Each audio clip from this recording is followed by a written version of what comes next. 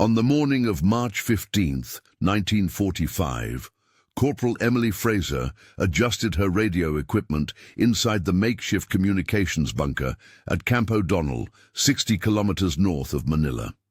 The Canadian Women's Army Corps had established a temporary intelligence-gathering station there, part of a joint Allied effort to process captured personnel following the rapid Japanese retreat from central Luzon.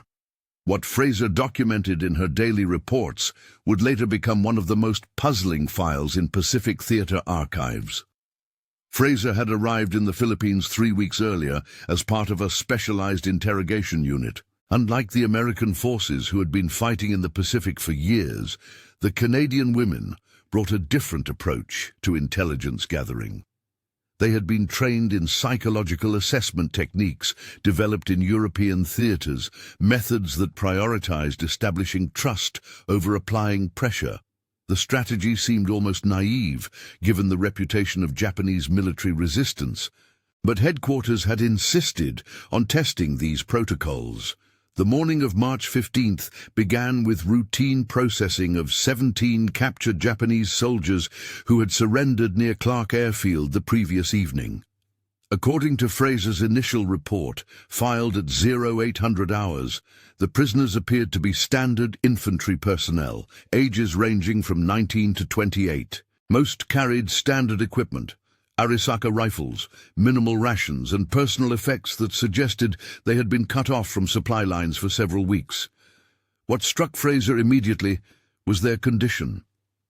Unlike other captured personnel she had observed, these men showed signs of severe dehydration and exhaustion that went beyond typical combat fatigue. Medical examination conducted by Lieutenant Sarah Chen, a Canadian Army nurse, indicated the prisoners had not eaten substantial food for at least 5 days. More puzzling was their behavior during initial processing. Rather than the stoic resistance typically expected from Japanese military personnel, they appeared confused and repeatedly asked about the location of their commanding officers. Fraser's first interview session was scheduled for 1000 hours with Private Hiroshi Tanaka, age 22, from Osaka Prefecture. Standard protocol required the presence of a male interrogator, but Staff Sergeant Michael Torres had been reassigned to Manila the previous day. Fraser made the decision to proceed alone, a choice that would later draw scrutiny from her superiors, but would prove crucial to uncovering what had actually happened at Clark Airfield.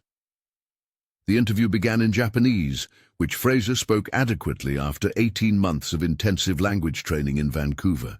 Tanaka's responses were recorded in her notebook, later transcribed into official reports. What emerged was not the expected military intelligence about troop movements or defensive positions, but rather a fragmented account of confusion and abandonment that didn't align with known Japanese tactical doctrine.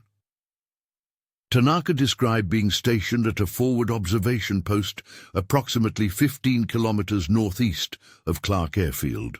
His unit had been tasked with monitoring American supply convoys moving along Route 1 toward Baguio. On March 12th, they had received orders via radio to fall back to secondary positions and await further instructions. The orders came through proper channels and included authentication codes that checked out when cross-referenced with captured Japanese communication logs. What happened next defied standard Japanese military procedure. According to Tanaka, his squad had waited at the designated rally point for 36 hours without any contact from higher command. Their radio equipment functioned properly, but all attempts to reach battalion headquarters received no response. By March 14th, with rations exhausted and no sign of relief, the squad leader had made the unprecedented decision to seek surrender rather than attempt a suicide attack. Fraser noted several inconsistencies in Tanaka's account. First, the authentication codes he referenced had been changed 3 days before March 12th, according to captured Japanese communication schedules. Second, the rally point he described was located in an area that American forces had controlled for over a week. Most troubling was his insistence that his commanding officer, a Captain Yamamoto, had personally issued the fallback orders despite being reported killed in action on March 9th.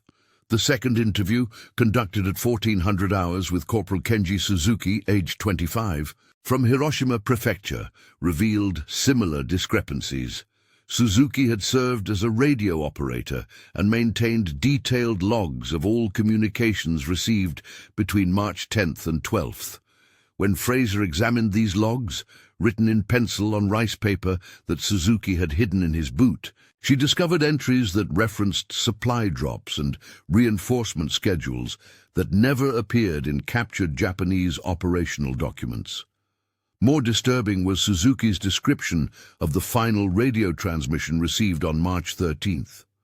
He claimed to have heard Captain Yamamoto's voice, giving detailed instructions about surrender procedures, including specific protocols for approaching Allied lines safely. Suzuki had transcribed the message verbatim, and his notes included technical details about Allied identification signals that no isolated Japanese unit should have possessed.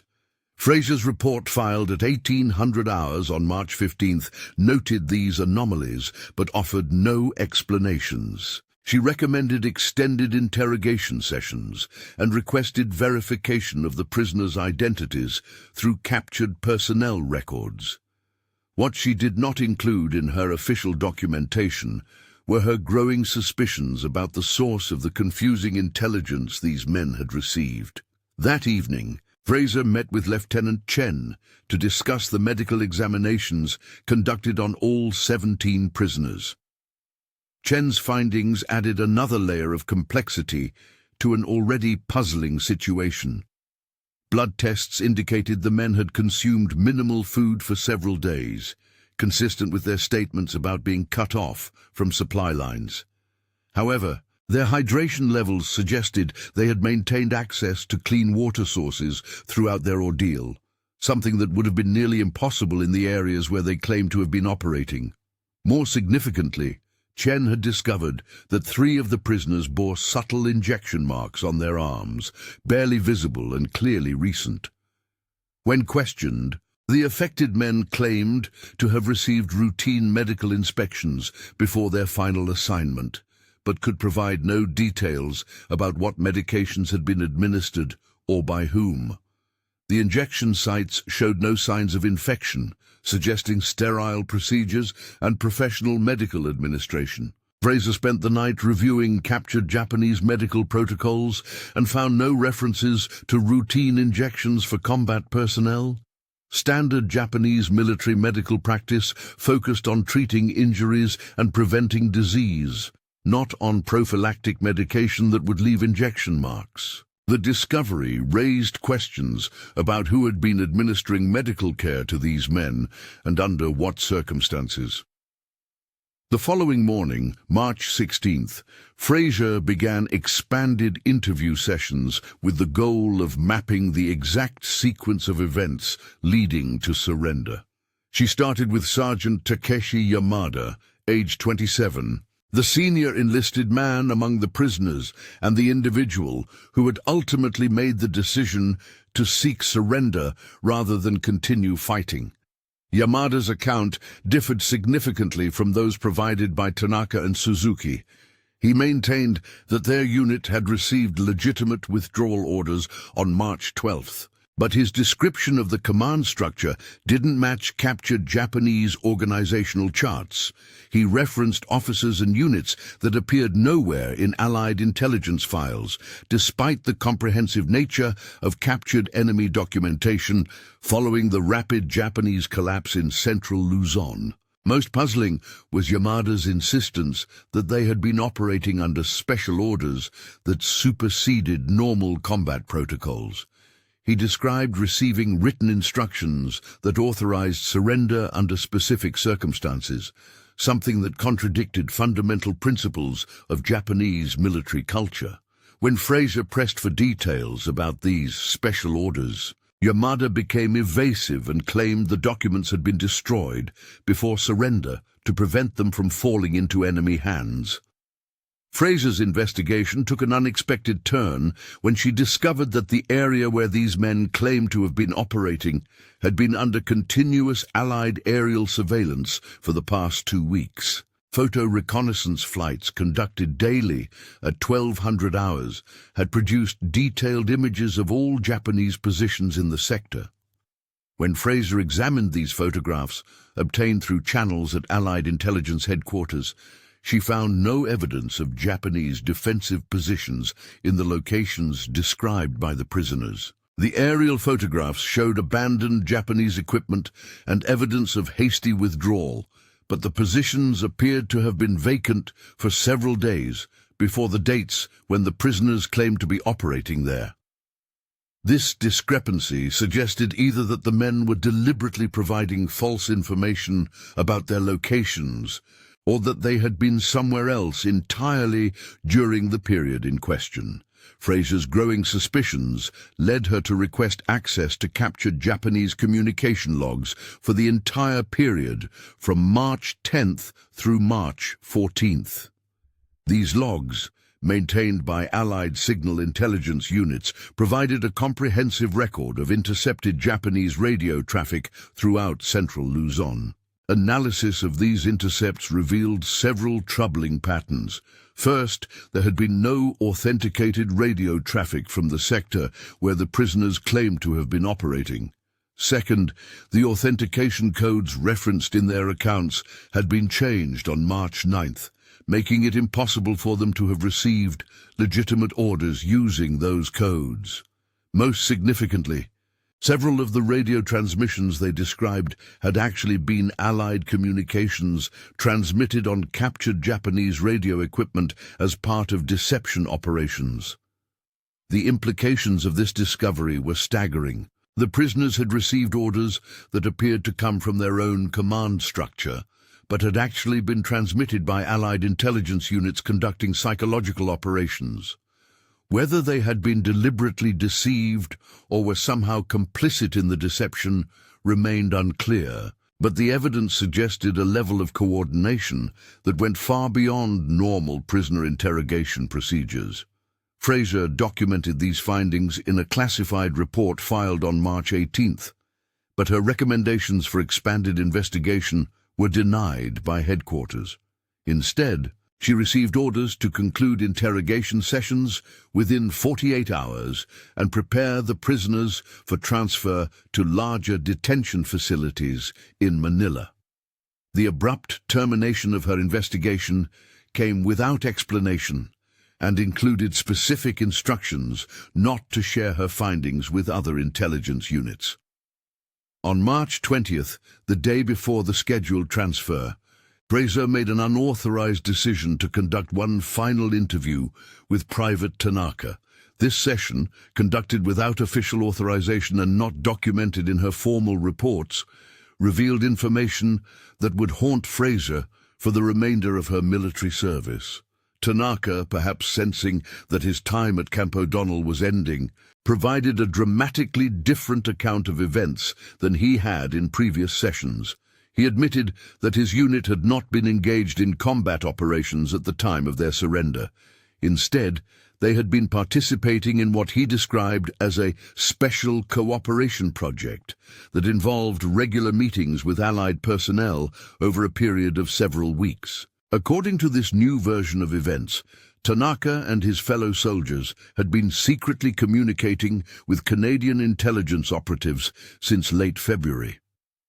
The meetings had taken place at various locations in the mountains northeast of Clark Airfield, always under cover of darkness and with elaborate security precautions to prevent detection by other Japanese forces. The purpose of these meetings, Tanaka claimed, was to arrange the safe surrender of larger Japanese units that had been cut off from supply lines and were facing certain death from starvation or suicide attacks. The Canadian officers had promised that cooperating soldiers would be treated according to international law and would eventually be repatriated after the war ended. In exchange, the Japanese were to provide intelligence about defensive positions and supply routes that would help minimize casualties on both sides. Tanaka described the Canadian officers as professional and respectful, quite different from the harsh interrogation methods he had been taught to expect. They had provided medical care, including injections of vitamins and medications to treat malnutrition, and had assured the Japanese soldiers that their cooperation would remain confidential. The surrender at Clark Airfield had been carefully orchestrated to appear spontaneous, while actually being the culmination of weeks of negotiation. Fraser realized that if Tanaka's revised account was accurate, it meant that Allied intelligence units had been conducting unauthorized negotiations with enemy personnel without the knowledge of field commanders. Such operations would have required approval from the highest levels of command, and would have represented a significant deviation from established military protocol. More troubling was the implication that Fraser herself might have been an unwitting participant in these operations. Her assignment to Camp O'Donnell, the absence of standard male interrogators, and the specific instructions to use non-traditional interrogation methods all took on new significance if viewed as part of a larger intelligence operation designed to evaluate the effectiveness of cooperation-based strategies. Fraser's request for clarification from her superiors was denied, and she received instructions to submit final reports on all 17 prisoners using standard interrogation templates. Any references to special circumstances or unusual cooperation were to be omitted. The prisoners were transferred to Manila as scheduled, and Fraser never received any follow-up information about their ultimate disposition. 3 weeks later, Fraser received new assignment orders transferring her to Australia for specialized training in post-war intelligence operations. The transfer came without explanation and included a promotion to sergeant along with commendations for exceptional service in the Philippines. Her personnel file made no reference to the interrogation sessions at Camp O'Donnell or to any of the anomalies she had discovered. During her final week in the Philippines, Fraser attempted to locate documentation related to the cooperative intelligence operations that Tanaka had described. Her inquiries were met with claims that no such operations had taken place and that any suggestions of unauthorized contact with enemy personnel were unfounded. Officers who might have had knowledge of such activities had been reassigned or were unavailable for comment. Fraser's personal notes from the interrogation sessions, which she had maintained separately from official reports, disappeared from her quarters on March 30th. The loss was reported as theft, but no investigation was conducted, and the notes were never recovered. Fraser later suspected that the theft had been conducted by Allied intelligence personnel seeking to eliminate any unofficial record of the events at Camp O'Donnell. The transfer to Australia marked the end of Fraser's involvement in active intelligence operations. Her new assignment involved training programs for post-war occupation forces, work that was important but removed from the front lines of intelligence gathering. She spent the remainder of 1945 in administrative positions that made no use of her interrogation experience or language skills. In late October 1945, Fraser received unofficial word that several of the prisoners she had interrogated at Camp O'Donnell had been released from detention facilities and repatriated to Japan. The information came through personal channels and was never officially confirmed, but it suggested that the promise of post-war repatriation had been honored for those who had cooperated with Allied intelligence. Fraser attempted to obtain official confirmation of the repatriations, but was told that individual prisoner records were classified and unavailable for review. Her requests were forwarded through proper channels, but never received responses. The lack of official information reinforced her growing conviction that the events at Camp O'Donnell had been part of a classified operation that she had not been fully briefed about. Years later, after returning to civilian life in Canada, Fraser made several attempts to obtain declassified documentation related to her service in the Philippines. Freedom of information requests filed through various government agencies yielded only heavily redacted personnel records that contain no references to the interrogation sessions or to the anomalies she had discovered. The absence of documentation was frustrating but not entirely surprising. Post-war intelligence operations had been subject to extensive classification, and many records from the Pacific Theater had been sealed indefinitely due to their sensitive nature. Fraser gradually accepted that the truth about what had happened at Camp O'Donnell might never be fully revealed. In 1953, Fraser received an unexpected contact from a former colleague who had served with Allied intelligence during the war. The colleague, now working in diplomatic service, mentioned during a chance encounter that cooperation-based interrogation methods had been extensively tested during the final months of the Pacific conflict. The experiments had shown promising results, but had been discontinued after the war ended due to concerns about their legal and ethical implications. The colleague's comments suggested that Fraser's experiences at Camp O'Donnell had indeed been part of a larger program designed to evaluate alternatives to traditional interrogation methods. The program had apparently involved multiple sites throughout the Pacific Theater and had included extensive psychological assessment of both prisoners and interrogators to determine the effectiveness of cooperation-based approaches. Fraser learned that the program had been classified at the highest levels and that participants had been selected based on psychological profiles that indicated suitability for non-traditional methods. Her assignment to the program had not been accidental, but had been based on assessments conducted during her training period in Canada. The specialized language training and psychological preparation she had received had been specifically designed to prepare her for cooperation-based operations.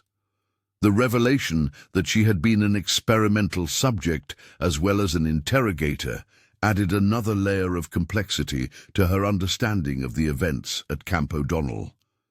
The careful documentation of her methods, the absence of standard supervisory personnel, and the detailed reporting requirements all took on new meaning when viewed as part of a research program designed to evaluate human responses to unusual operational conditions.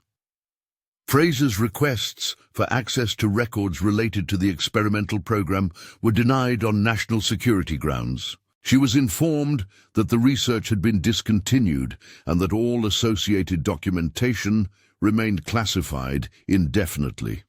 The official position was that no such program had existed and that any references to experimental interrogation methods were unfounded. Despite the official denials, Fraser continued to encounter indirect evidence of the program's existence. Former military personnel occasionally referenced unusual interrogation procedures they had observed or participated in during the final months of the war. Academic researchers studying post-war intelligence operations sometimes mentioned classified programs that had explored alternatives to traditional methods but had been terminated before their results could be evaluated. The scattered references never provided comprehensive information about the scope or results of the experimental program, but they confirmed Fraser's suspicions that her experiences had not been unique.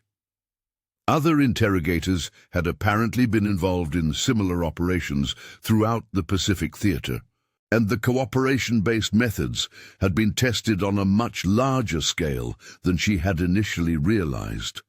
Fraser's attempts to contact other participants in the program were unsuccessful. Personnel records from the period were incomplete or unavailable, and many of the individuals she sought to contact had either died or could not be located. Those who could be reached either claimed no knowledge of experimental programs or declined to discuss their wartime service in any detail. The wall of silence surrounding the program was comprehensive and apparently coordinated. Fraser gradually concluded that the participants had been required to sign extensive secrecy agreements, and that the consequences of violating those agreements were severe enough to ensure continued compliance decades after the war had ended. In 1968, Fraser received a visit from two men who identified themselves as researchers conducting oral history interviews with veterans of Pacific intelligence operations.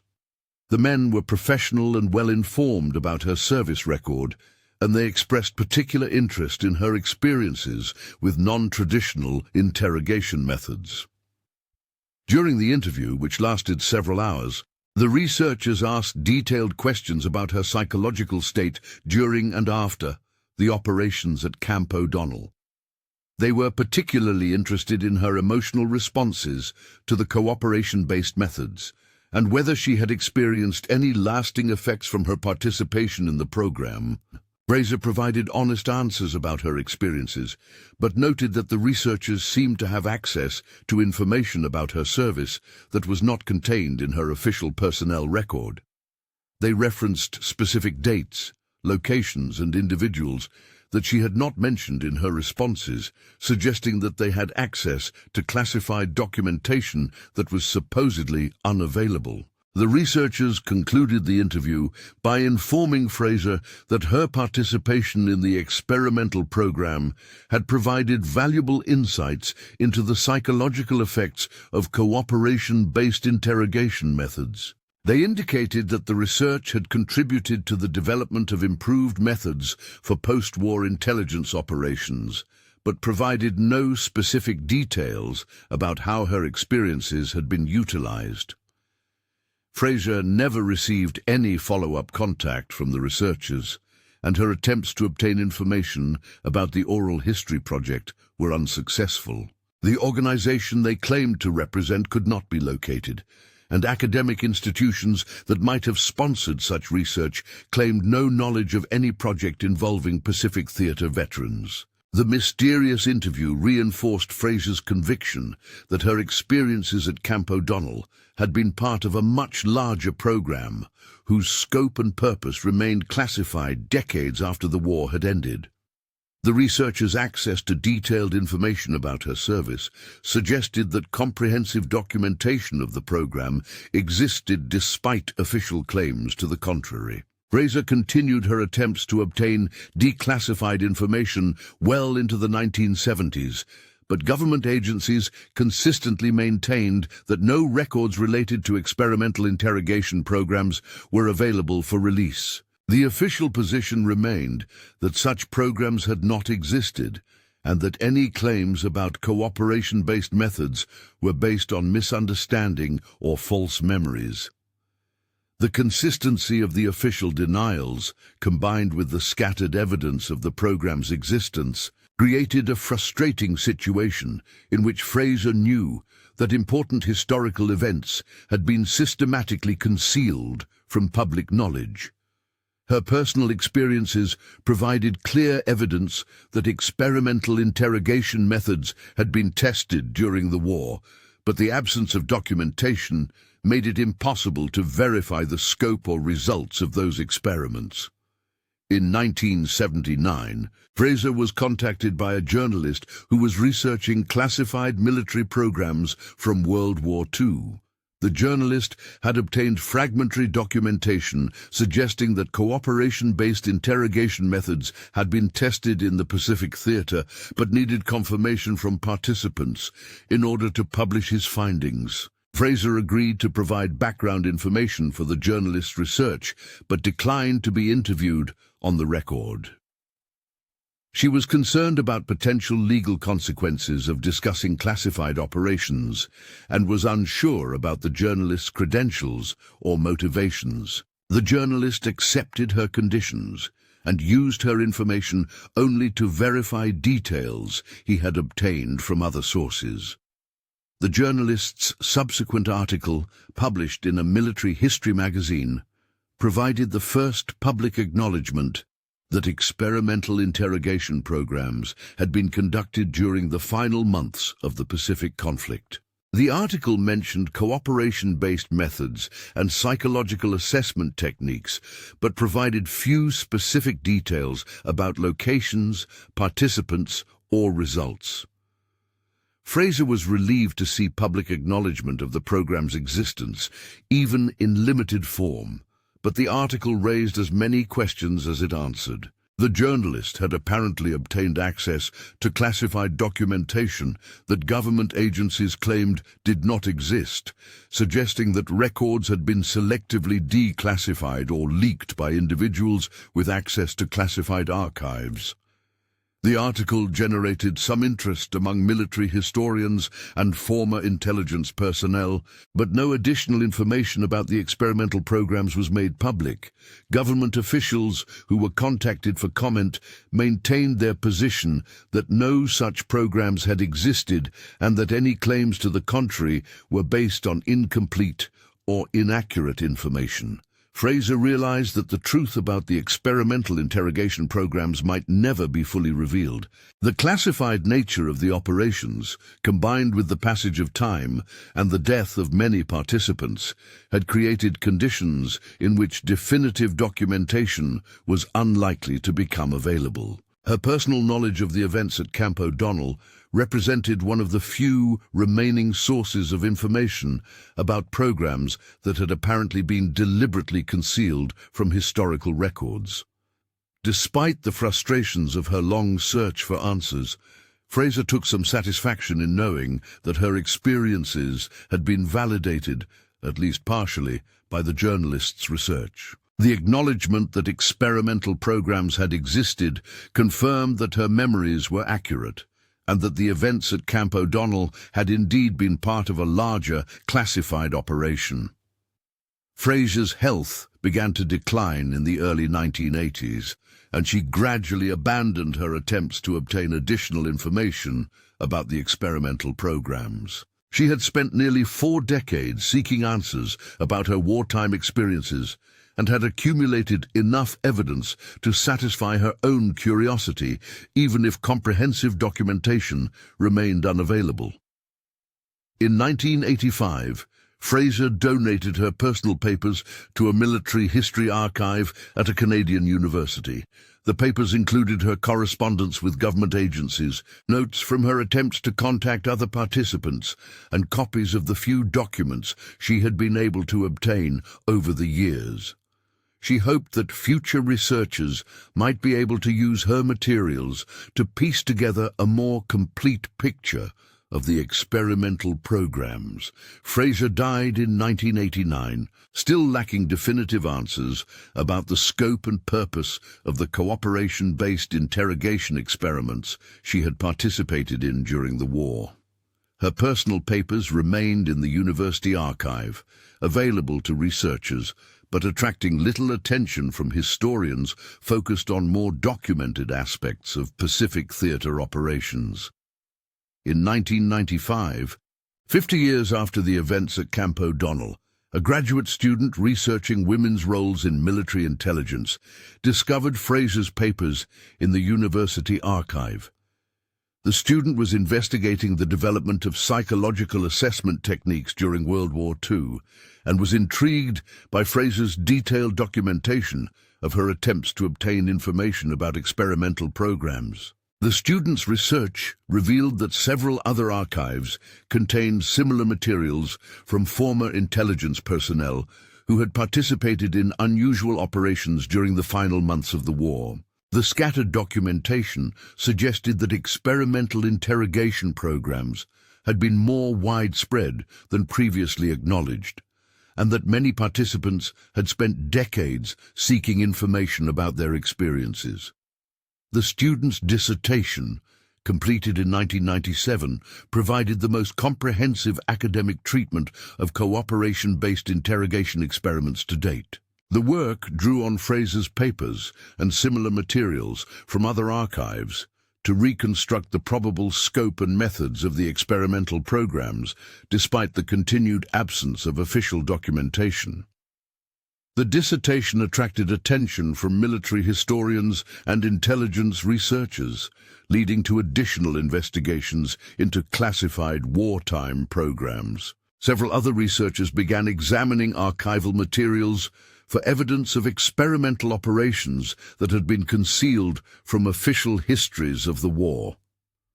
Over the following decade, the accumulated research gradually revealed the outlines of extensive psychological and interrogation experiments that had been conducted throughout the Pacific Theater during 1945. The experiments had apparently tested various alternatives to traditional interrogation methods and had included comprehensive assessment of both prisoners and interrogators. The research suggested that Fraser's experiences at Camp O'Donnell had been typical of the experimental programs rather than unique. Dozens of similar operations had apparently been conducted at locations throughout the Pacific, involving hundreds of military personnel who had been selected based on psychological profiles and specialized training. The scope of the experimental programs raised questions about military decision-making during the final months of the war and about the relationship between military necessity and scientific research. The programs had apparently been conducted without the knowledge of most field commanders and had involved significant deviations from established military protocols. Despite the growing academic interest in the experimental programs, government agencies continued to maintain that comprehensive documentation was unavailable for release. Requests for declassification were denied on national security grounds, and official spokespersons maintained that any acknowledgement of experimental programs would compromise ongoing intelligence operations. The continued classification of documentation related to programs that had ended 50 years earlier seemed excessive to many researchers, but legal challenges to the classification decisions were unsuccessful. Courts ruled that intelligence agencies had broad discretion to protect classified information, and that academic interest did not constitute grounds for mandatory declassification. Fraser's contribution to understanding the experimental programs was gradually recognized by researchers studying the development of modern interrogation methods. Her careful documentation of her attempts to obtain information had preserved evidence that might otherwise have been lost, and her persistence in seeking answers had helped maintain awareness of issues that had been systematically concealed. The story of Fraser's experiences at Camp O'Donnell became a case study in the challenges faced by individuals who had participated in classified operations that were later denied or concealed. Her decades-long search for answers illustrated both the personal costs of classification decisions and the difficulties of reconstructing historical events when official records were unavailable. Recent researchers have continued to investigate the experimental interrogation programs, using Fraser's papers and similar materials to piece together information about operations that remain officially unacknowledged. The research has revealed the sophisticated psychological methods that were tested during the war, and the extensive planning that went into experimental programs that involved hundreds of military personnel. The legacy of Fraser's experiences extends beyond their historical significance to contemporary debates about interrogation methods and the ethics of psychological research involving military personnel. Her documentation of cooperation-based methods that were tested in 1945 has informed discussions about alternatives to coercive interrogation and about the long-term effectiveness of methods based on establishing trust rather than applying pressure. The questions raised by Fraser's experiences remain relevant to current military and intelligence operations. The experimental programs she participated in addressed fundamental issues about the relationship between interrogator and prisoner, the ethics of deception in intelligence gathering, and the psychological effects of unusual operational conditions on military personnel. Fraser's story also illustrates the personal costs of participating in classified operations that are later concealed or denied. Her decades-long search for answers about her wartime experiences was driven by a need to understand events that had profoundly affected her, but that she was unable to discuss with colleagues or family members due to classification restrictions. The isolation experienced by Fraser and other participants in the experimental programs was compounded by official denials that such programs had existed. The systematic concealment of information created conditions in which individuals who had served their country in unusual circumstances were unable to obtain recognition or support for their service. The gradual revelation of information about the experimental programs through academic research has provided some measure of validation for Fraser and other participants, but comprehensive documentation of their experiences remains classified. The partial acknowledgement of these programs has confirmed that significant historical events were systematically concealed, but has not resolved all questions about their scope and purpose. Fraser's careful documentation of her experiences has ensured that future researchers will have access to detailed information about at least one aspect of the experimental programs, even if official records remain unavailable. Her persistence in seeking answers has preserved evidence that contributes to understanding the development of modern interrogation methods and the ethical challenges posed by psychological research in military contexts. Today, more than 75 years after the events at Camp O'Donnell, questions about experimental interrogation programs continue to generate debate among historians, military professionals, and ethics researchers.